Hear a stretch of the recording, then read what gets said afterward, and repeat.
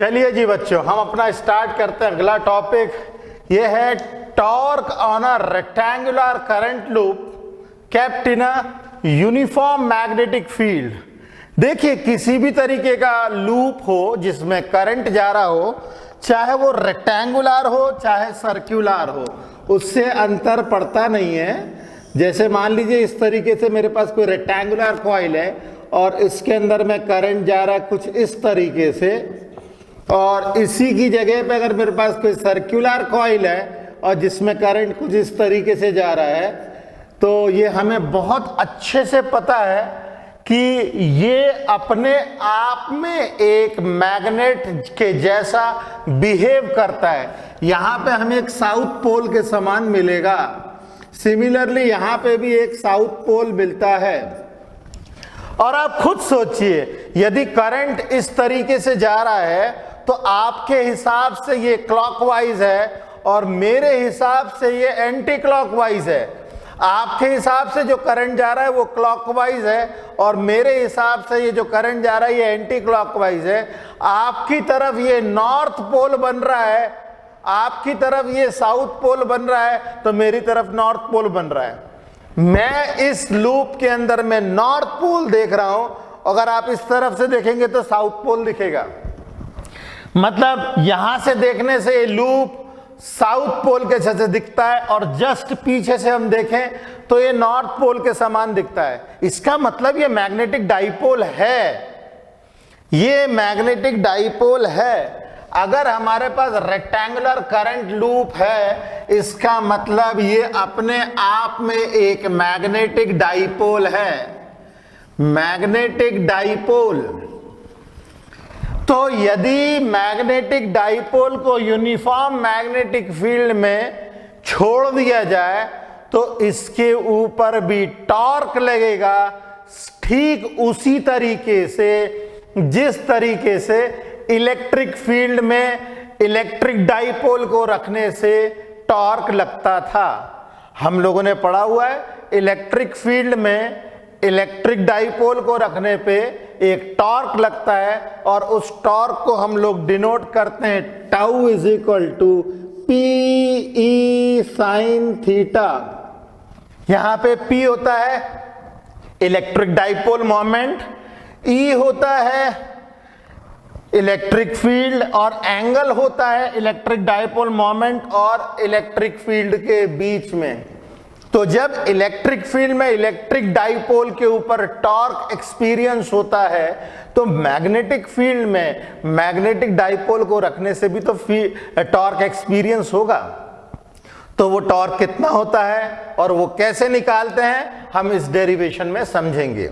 Okay, तो हमारा M इस डेरिवेशन में है कि मैग्नेटिक डाइपोल को मैग्नेटिक फील्ड में रखना है और फिर वो जब उसके ऊपर टॉर्क लगेगी, तो टॉर्क जब लगेगी तो उसके ऊपर कितना टॉर्क लगेगा उसका हम लोग का एक्सप्रेशन हम लोगों को निकालना है।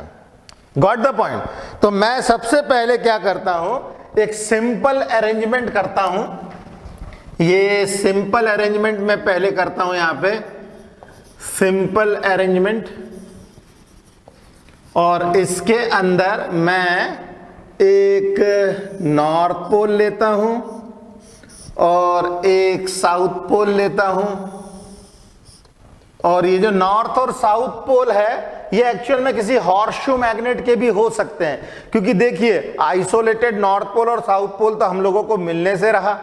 आप ढूंढ के भी आप आइसोलेटेड नॉर्थ पोल और आइसोलेटेड साउथ पोल नहीं पा सकते हो।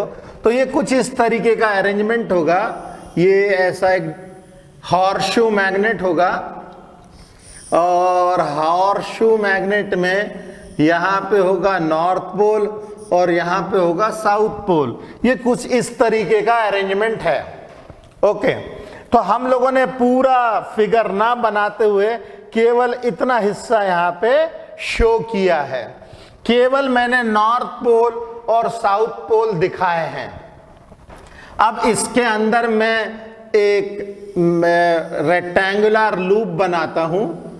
ये मैंने रेक्टेंगुलर लूप बनाया और इस रेक्टेंगुलर लूप को हम लोग करंट देंगे। इस रेक्टेंगुलर लूप को हम लोगों को देना है करंट।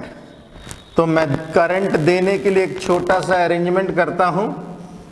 यहां से वायर खींचता हूं और इसको हम करंट देंगे बैटरी के द्वारा। ये बैटरी से हम लोग इसको करंट देंगे। बैटरी का पॉजिटिव टर्मिनल, निगेटिव टर्मिनल, और ये करंट हम लोग देंगे यहां इस कॉइल के अंदर। अभी चूंकि ये घूमने वाला है तो घूमेगा तो ये सब तार एक दूसरे में गुंथा मुंथा हो जाएंगे, एक दूसरे के अंदर में इंटरमिंगल हो जाएंगे। इसके लिए यहाँ पे भी एक अरेंजमेंट करना पड़ेगा हम लोगों को। यहाँ पे हम लोगों को एक ऐसा अरेंजमेंट करना पड़ेगा जहाँ से ये तार में करंट तो लगातार पहुँचता रहे मगर ये वायर इससे कनेक्टेड ना हो। तो इससे हम लोग क्या करेंगे, यहाँ पे एक लगाएंगे कार्बन ब्रश। कार्बन ब्रश की मदद से करंट हम लगातार देते रहेंगे। ये कार्बन ब्रश की मदद से हम लोगों ने करंट दिया। ओके, कार्बन ब्रश कुछ नहीं होता है, जो हमारे पेंसिल की लीड होती है जो जनरली ग्रेफाइट की बनती है। ग्रेफाइट भी एक एलोट्रॉप ऑफ कार्बन है। तो उस कार्बन को हम लोग जो है इस तरीके से ग्रेफाइट के पीस को यहाँ पे टच कर देते हैं। Graphite is a good conductor of electricity. तो जो इलेक्ट्रिसिटी जाएगी वो यहाँ पे हम लोग यहाँ से पास ऑन कर सकते हैं। और जब ये घूमेगा तब ये कार्बन ब्रश इसके साथ टच्ड रहेगा। और जब ये घूमेगा तो हो सकता है वियर एंड टियर हो। तो जो भी वियर एंड टियर होगी वो केवल कार्बन ब्रश के साथ में होगी। और यहाँ पे जो ये कॉपर का जो शैफ्ट होगा उसको कोई भी दिक्कत नहीं होगी। खैर, अभी हम लोगों ने इसको करंट यहाँ से सप्लाई किया है। यहाँ से करंट आएगा आई का, ये करंट जा रहा है और ये करंट कुछ इस तरीके से जाएगा और ये करंट वापस लौट करके बैटरी में आएगा। ये करंट का कुछ डायरेक्शन है। अच्छा, इस लूप जो रेक्टेंगुलर लूप है उसका नाम मैं दे देता हूं PQRS। इस तरीके से मैंने दे दिया नाम इसका PQRS। और हमारी मैग्नेटिक फील्ड कैसी है?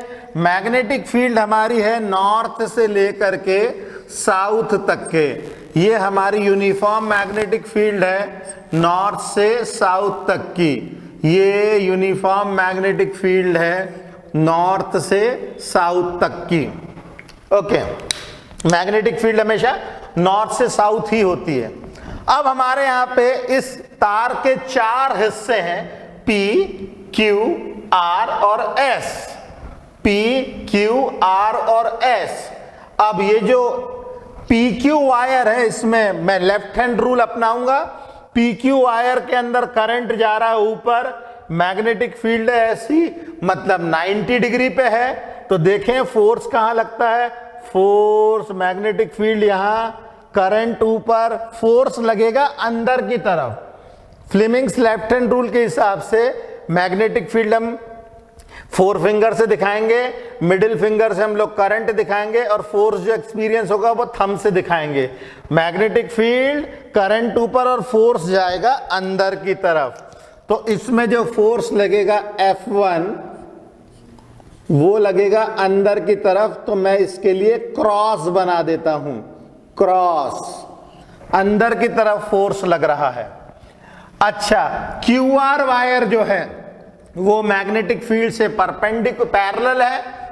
QR वायर मैग्नेटिक फील्ड से पैरेलल है तो इस केस में फोर्स लगेगा 0। और ये वाला जो वायर है RS, इसमें करंट जा रहा है नीचे की तरफ, मैग्नेटिक फील्ड है नॉर्थ से साउथ, फोर्स लग रहा है ऊपर की तरफ। तो यहां पे जो फोर्स लगेगा से F2,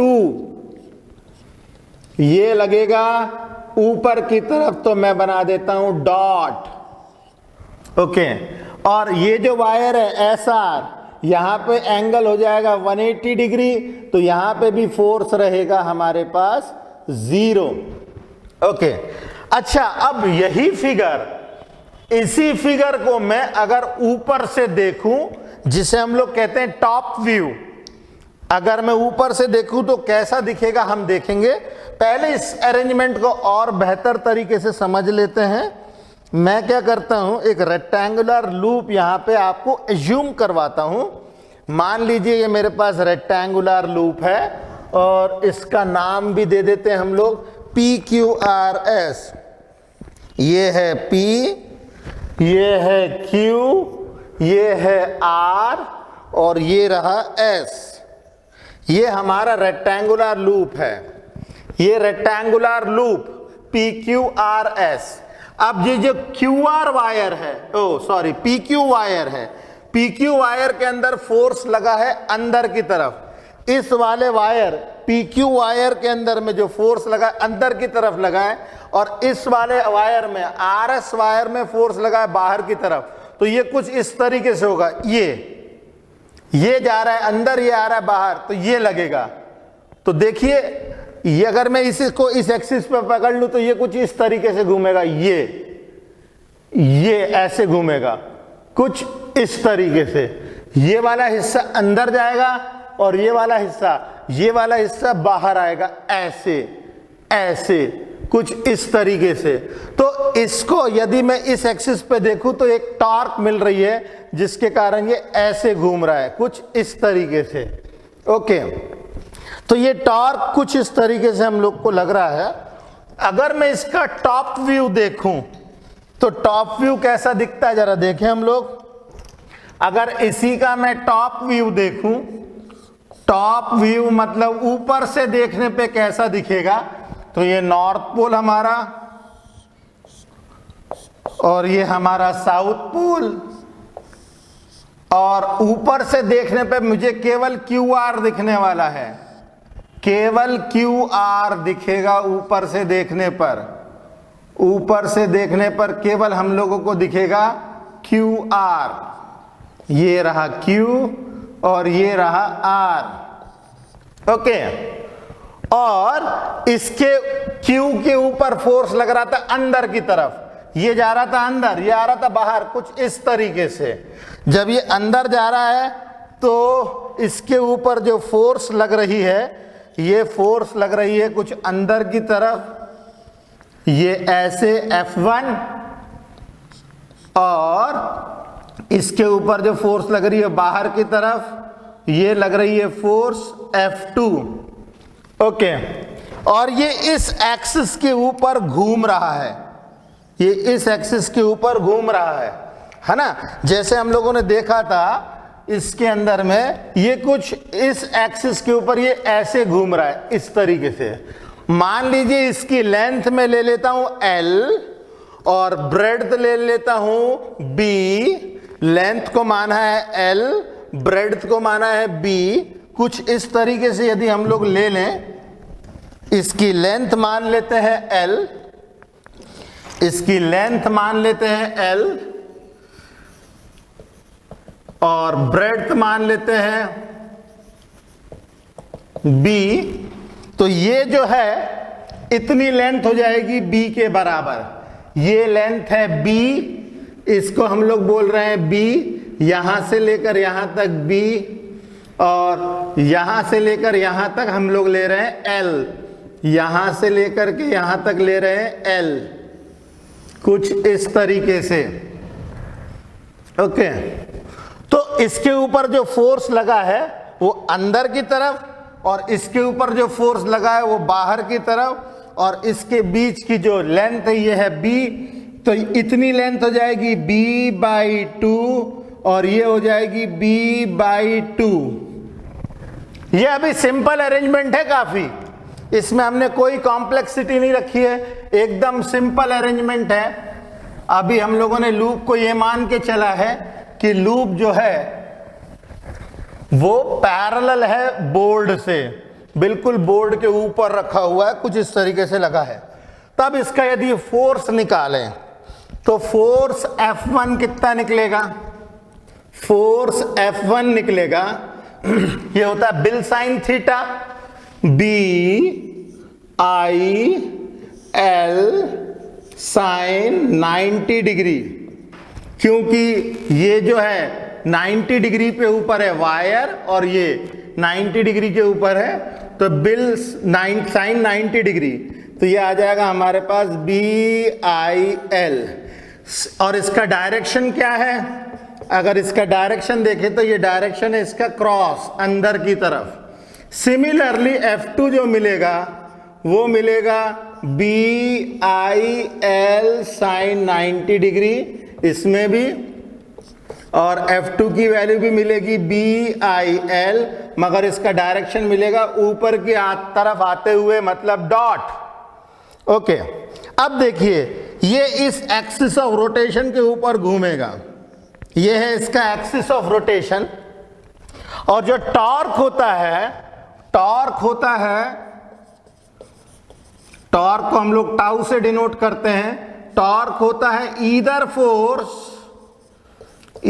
force into perpendicular distance between the forces, perpendicular distance between forces, ये हमारे पास फॉर्मूला होता है टॉर्क का। तो ईदर फोर्स F1 और F2 देखिए दोनों बराबर है, मैग्नीट्यूड ऑफ F1 और मैग्नीट्यूड ऑफ F2, ये दोनों का मैग्नीट्यूड बराबर है, दोनों का मैग्नीट्यूड BIL के बराबर है, और दोनों का डायरेक्शन भी ऑपोजिट है। दोनों का डायरेक्शन ऑपोजिट होने के कारण हम लोग यहां पे कह सकते हैं कि नो नेट फोर्स, यहां पे कोई भी नेट फोर्स नहीं है, नेट फोर्स जो है वो 0 के बराबर है। ऐसा भी लिख सकते हैं, net force is equal to 0। Net force नहीं है मगर इसमें टॉर्क मिलेगा हम लोगों को।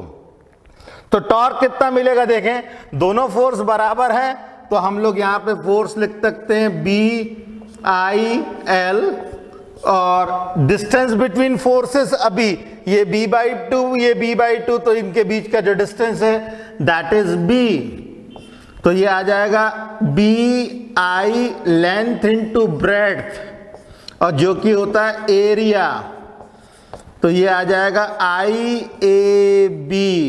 जो टॉर्क का फॉर्मूला हम लोगों को मिलता है IAB। ये हो गया इसका सिंप्लीफाइड केस, सबसे सिंपल केस है ये वाला। अब इसी के अंदर जब इसके ऊपर टॉर्क लग चुकी होगी और ये थोड़ा सा ऐसा हो चुका होगा, जब ये घूम करके थोड़ा सा ऐसे हो चुका होगा, तब सिचुएशन क्या आती है ये हम लोग देखते हैं। अभी ये ऐसा है, जब ये घूम करके थोड़ा सा ऐसा हो जाएगा तब इसके ऊपर क्या सिचुएशन आती है वो हम देखते हैं। ठीक है, तो इसके लिए मैं एक फिगर और बनाता हूं, ये फिगर मैं और बनाता हूं एक और। फिर से मैंने बनाया नॉर्थ पोल और ये बनाया साउथ पोल, और अब ये जो है थोड़ा सा घूम चुका है, ये थोड़ा सा घूम चुका है, कुछ इस तरीके से ये घूम चुका है।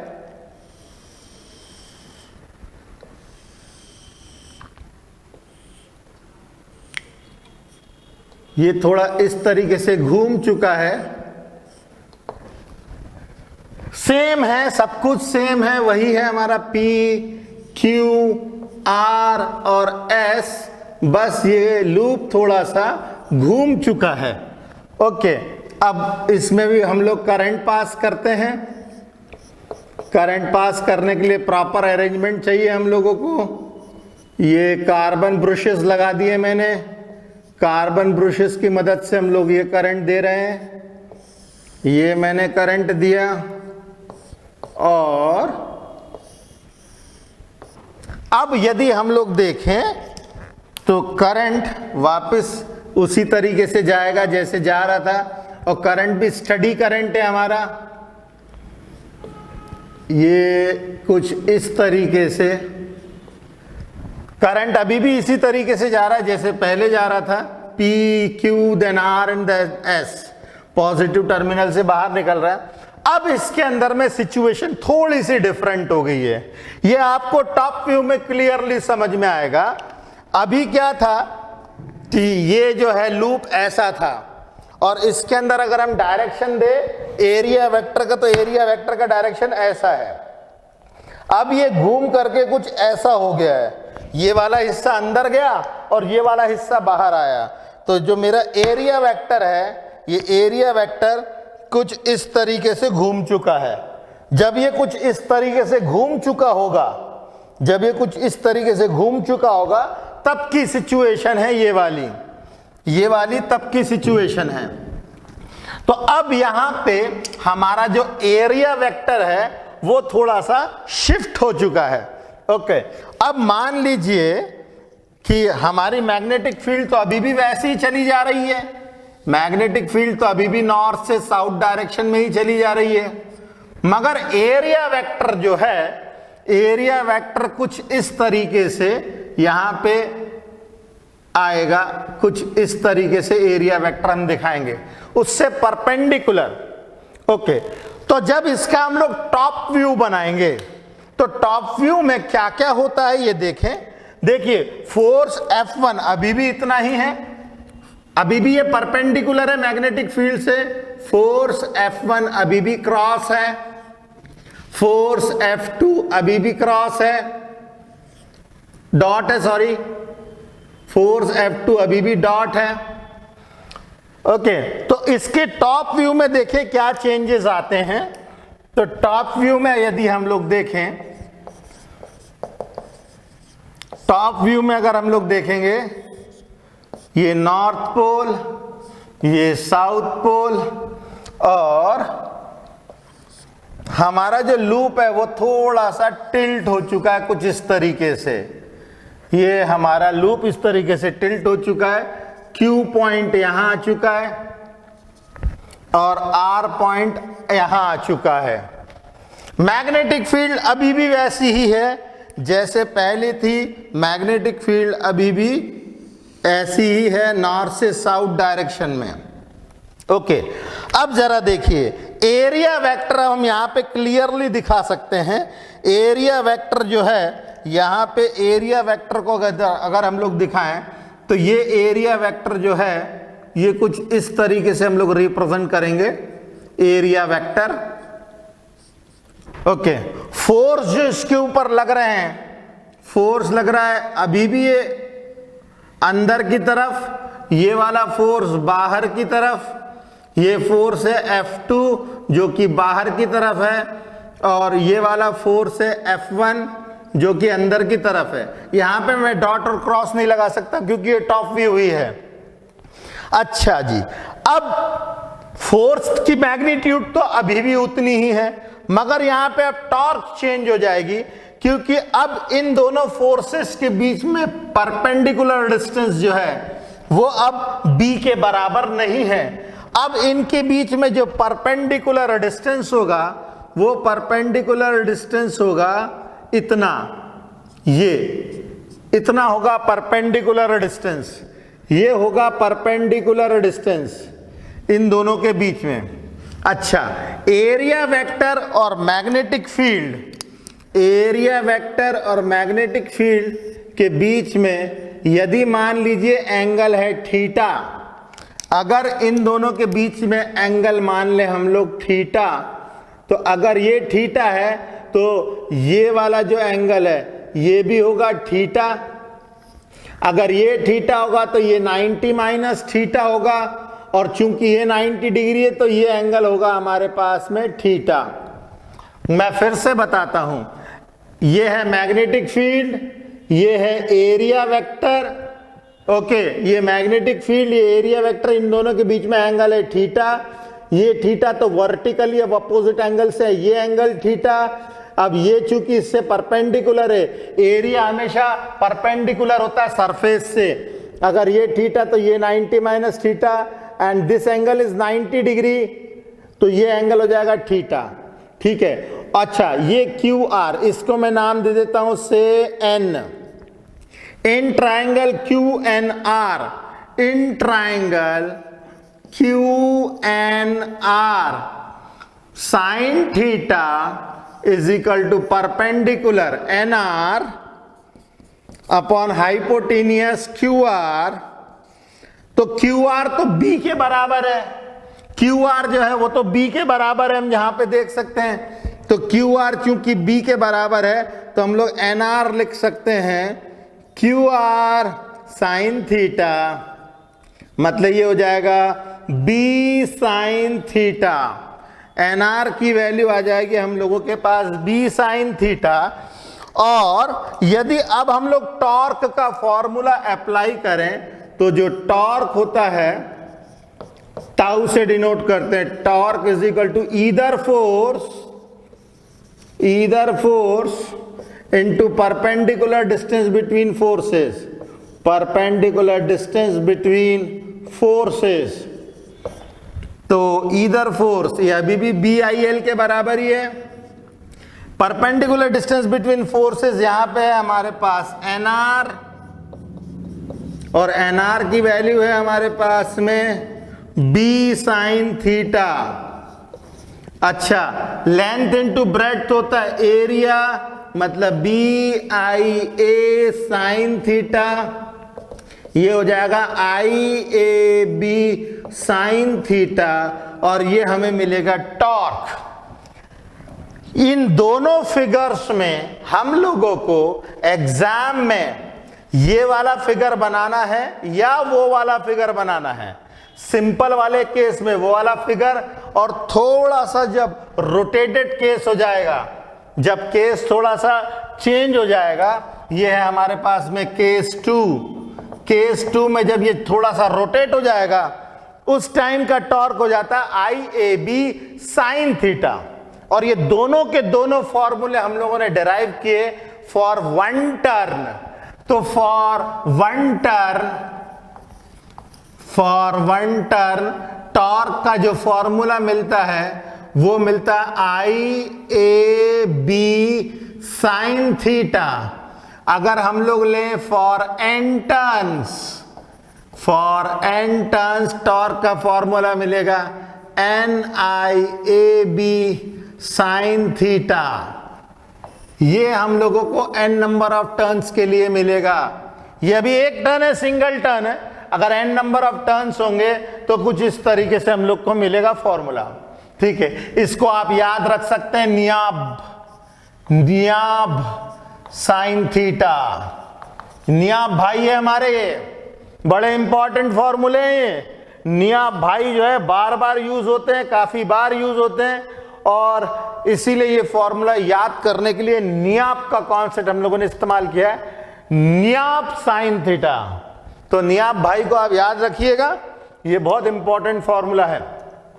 अच्छा, ये केस बिल्कुल एग्जैक्टली उसी के जैसा है जब इलेक्ट्रिक डाइपोल इलेक्ट्रिक फील्ड के अंदर में टॉर्क एक्सपीरियंस करता है। तो this is analogous with the situation of electric dipole experiencing torque in uniform electric field। और यूनिफॉर्म इलेक्ट्रिक फील्ड में जो टॉर्क का फॉर्मूला हम लोगों ने पढ़ा है, विच इज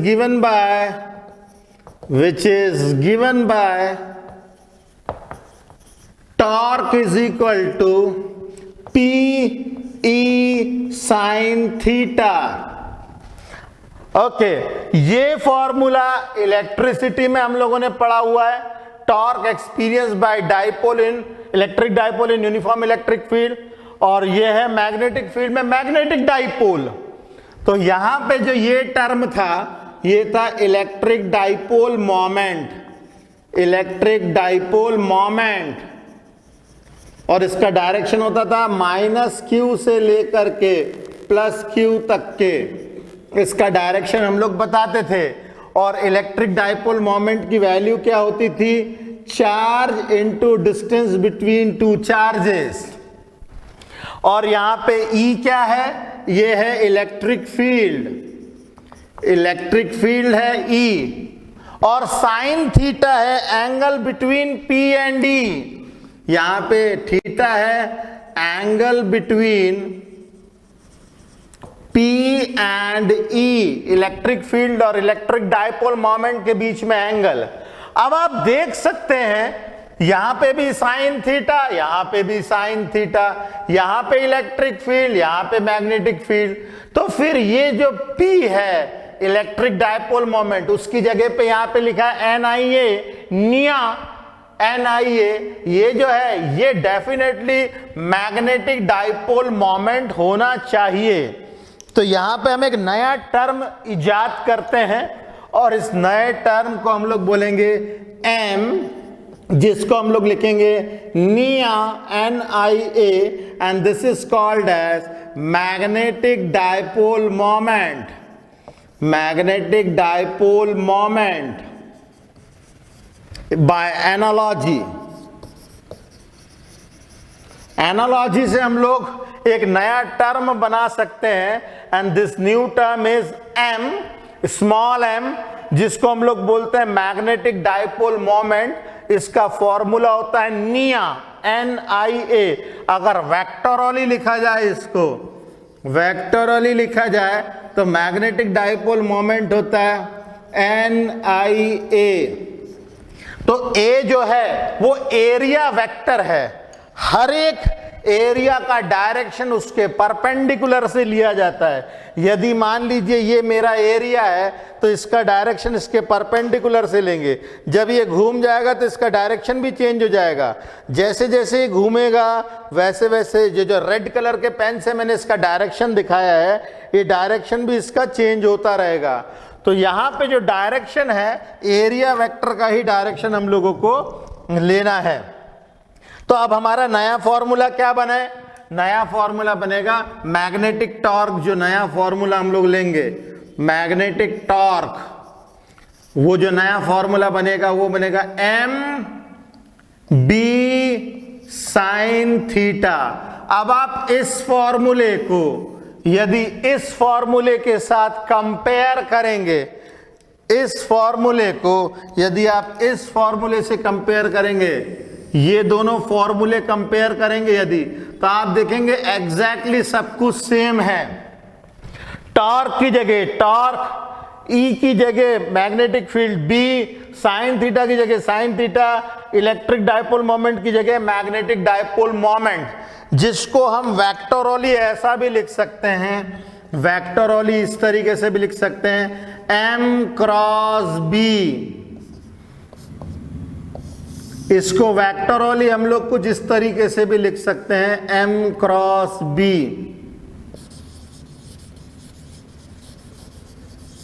वेक्टोरली लिख सकते हैं M क्रॉस B, ठीक उसी तरीके से जैसे इसको लिख सकते हैं like torque is equal to P cross E। जैसे हम लोग इलेक्ट्रिक डायपोल मोमेंट में लिखते थे, ठीक उसी तरीके से मैग्नेटिक डायपोल मोमेंट का भी फॉर्मूला बनेगा।